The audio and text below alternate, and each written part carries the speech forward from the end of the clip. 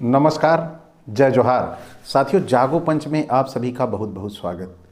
जागो पंच नित्य की भांति आज भी आपके लिए बड़ा ही बेहतरीन मुद्दा, बहुत ही बेहतरीन विषय लेकर आया है जो आपके अंधविश्वास और पाखंड को दूर करने का काम करेगा। साथियों, जिस प्रकार हम देखते हैं हमारे समाज में अंधविश्वास और पाखंड को फैलाने का काम जितने भी ग्रंथ हैं यही करते हैं, जितने भी अभिलेख, मनवादी अभिलेख उपलब्ध हैं, उन सभी अभिलेखों में अंधविश्वास और पाखंड का जबरदस्त समावेश है। एक ओर जहां हमारे समाज में जानवर को माता यानी गाय को माता और नदी को माता, नदी को स्त्री के रूप में लाकर रिप्रेजेंट करके खड़ा कर दिया है, यह बड़ा ही सोचने और गंभीर विषय है, सोचने लायक है। यही अंधविश्वास और पाखंड को जन्म देता है। साथियों, यहाँ ये एक ऐसा देश है जहाँ पर लोगों को बरगलाने और बेवकूफ़ बनाने के लिए नदी के बच्चे पैदा कर दिए, नदी के को गर्भवती कर दिया और नदी स्त्री रूप में आकर अपने ही बच्चों को कैसे मारती है, यह इसका बड़ा उदाहरण आज के इस पाखंडवादी कहानी में आपको मिलेगा। साथियों, बने रहिए अंत तक और देखिए कैसे मनुवाद ने हमारे समाज को अंधविश्वास और पाखंड में घेर दिया, एक नदी को स्त्री बना दिया और एक जानवर को माता बना दिया, और जिस नदी को इन्होंने माता बनाया उसके कैसे बच्चे पैदा करिए, ये आइए देखते हैं। महाभारत, संक्षिप्त महाभारत पुस्तक के उस खंड में जो आदि पर्व के नाम से कहा जाता है। तो साथियों, आइए चलते हैं, वीडियो ज़्यादा लंबा ना हो इसलिए आइए चलते हैं उन अंशों की ओर जहां पर एक नदी गर्भवती होती है और उस नदी के ऊपर जब वो स्त्री रूप में आती है तो कैसे उसके वस्त्रों को उड़ाने का काम ये देवी देवता करते थे। साथियों, आइए चलते हैं। जो शीर्षक दिया गया है इसमें राजश्री शांतनु का गंगा से विवाह और उनके पुत्र भीष्म का युवराज होना। साथियों, आइए चलते हैं। वैशंपायन कहते हैं जन्मेजय इक्ष्वाकु वंश में महाभीष नाम के एक राजा थे। किस नाम से? महाभीष नाम के एक राजा थे और वे बड़े सत्यनिष्ठ एवं सच्चे वीर थे। उन्होंने बड़े बड़े अश्वमेध और राजसूय यज्ञ करके स्वर्ग प्राप्त कर लिया था।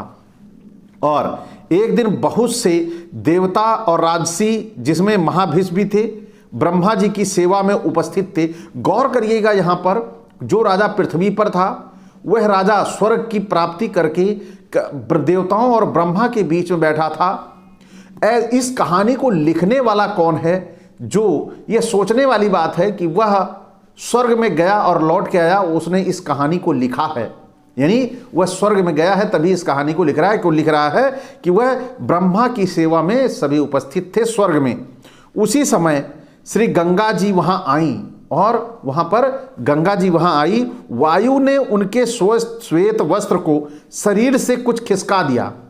यानी जैसे हनुमान की मां का वायु ने वस्त्र हरण करा था, उसी तरह यहां पर वायु देवता ने गंगा के शरीर पे जो वस्त्र पड़ा हुआ था उसको उतार दिया, उसको खिसका दिया। जब उसको खिसका दिया तब वहां उपस्थित सभी लोगों ने अपनी आंखें नीची कर ली, परंतु राजर्षि महाभीष उन्हें निशंक देखते रहे। तब ब्रह्मा जी ने कहा, महाभीष, अब तुम मृत्यु लोक में जाओ। जिस गंगा को तुम देखते रहे हो वह तुम्हारा अप्रिय करेगी और तुम जब उस पर क्रोध करोगे तब इस शाप से मुक्त हो जाओगे। साथियों, यहां पर आप देखें, यही राजा था जो इक्ष्वाकु वंश का राजा हुआ करता था और यह स्वर्ग गया और स्वर्ग पर इन्हें कहा कि तुम मृत्यु लोक में पुनः जाओ। उसे वापस भेज दिया और कहा कि गंगा जब तुम्हारा अहित करेगी तब तुम गुस्सा जब होगे तब तुम इस शाप से मुक्त होगे। साथियों, आपने यहां देखा कि गंगा के इन्होंने वस्त्र को हरण किया। जिसने वस्त्र को खिसकाया उसको यहां पर कोई सजा नहीं। क्यों? क्योंकि वह उनका अपना था और वहाँ पे जो पराया था सजा उसी को मिलनी चाहिए। कैसे? उसी तरह जैसे आज हमारे समाज में ओबीसी एससी के प्रति ये भाजपा सरकार कर रही है, उसी तरह वहाँ भी इसी तरह के काम होते थे। वायु की गलती की सजा महाभिष को कैसे मिली ये आपने देख लिया। यह है स्वर्गलोक का न्याय, यानी आंखें नीची कर लो। वायु देवता भले ही किसी को नंगा कर दे, कोई किसी को नंगा कर रहा है तो आप आंखें नीची कर लो। अगर आपने देख लिया तो आप दोषी हो। जो कपड़े खींच रहा है खिसकाने वाला दोषी कदापि नहीं है। ये है मनवादी नीति और न्याय। आप सभी इस नीति न्याय को गहराई से समझिए और जानिए। आगे चलते हैं फिर कहानी के इस भाग में आगे क्या है। साथियों, महाभिष ने ब्रह्मा की आज्ञा शिरोधार्य कर वह निश्चय किया कि मैं पुरुवंशी राजा प्रतीप का पुत्र बनूं। गंगा जी जब वहां से लौटी तब रास्ते में वसुओं से उनकी भेंट हुई। वह भी वशिष्ठ के शाप से श्रीहीन हो रहे थे। उन्हें यह साफ हो चुका था कि तुम लोग मनुष्य योनि में जन्म लो। गंगा ने उनसे बातचीत करने के बाद स्वीकार कर लिया कि मैं तुम लोगों को अपने गर्भ में धारण करूंगी और तत्काल मनुष्य योनि से मुक्त कर दूंगी। यह वचन दिया गंगा ने। अब आप देखिए कितनी बड़ी मज़ेदार कहानी है। और यह मज़ेदार कहानी कितना आनंद देती है कि कैसे क्या सोच थी।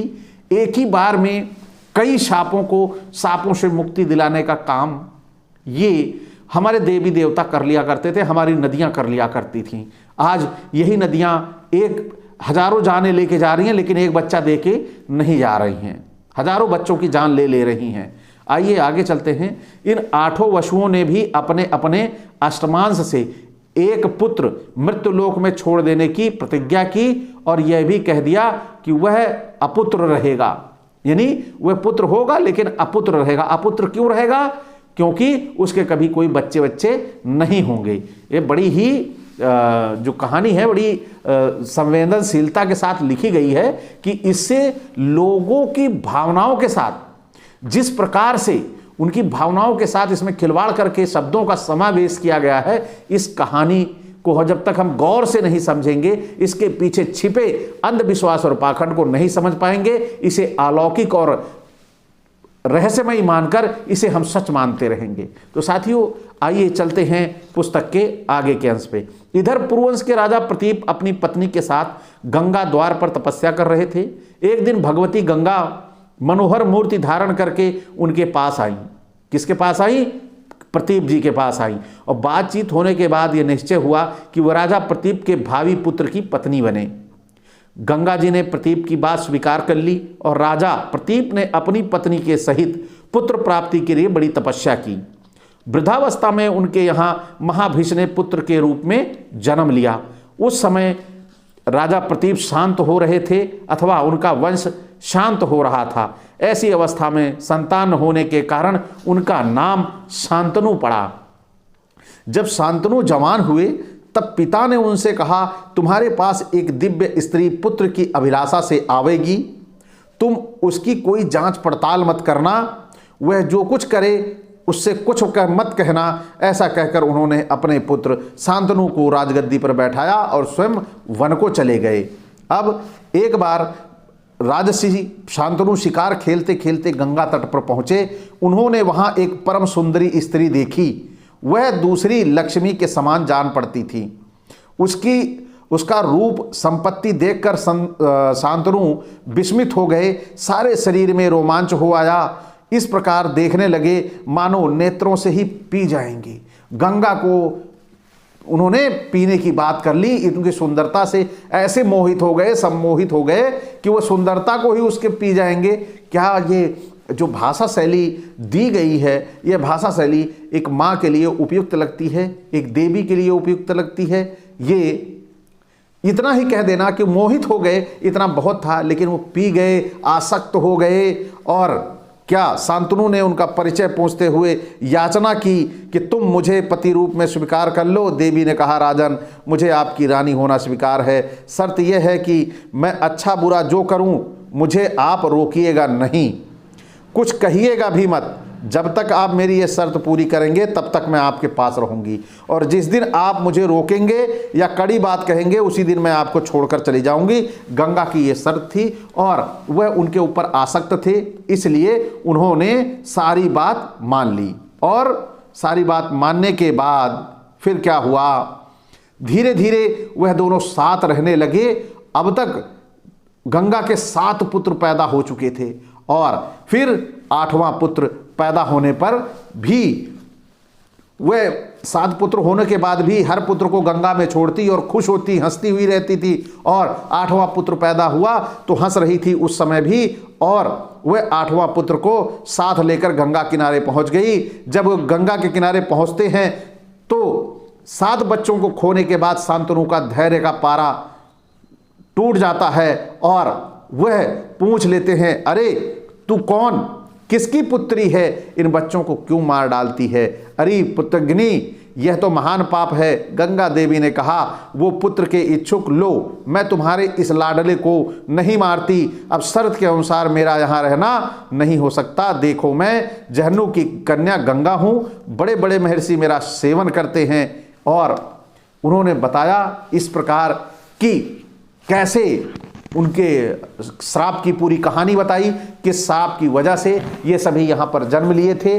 वो पूरी कहानी बताने के बाद वह अपने बेटे को लेकर वहाँ से विलुप्त हो जाती हैं। तो साथियों, यहाँ पर जो 8वां बच्चा होता है वह उनका 8वां बच्चा भीष्म के नाम से प्रसिद्ध होता है, जो पूरे जीवन जिसे हम कहते हैं भीष्म प्रतिज्ञा, वही भीष्म प्रतिज्ञा करने वाला वो बालक बड़ा होके भीष्म कहलाता है और आजीवन शादी विवाह नहीं करता, इसलिए कि वह प्रण कर चुका होता है कि वह शादी नहीं करेगा किसी महिला को वचन देने की वजह से। तो साथियों, आज आपको ये भी गंगा की कहानी कैसे लगी?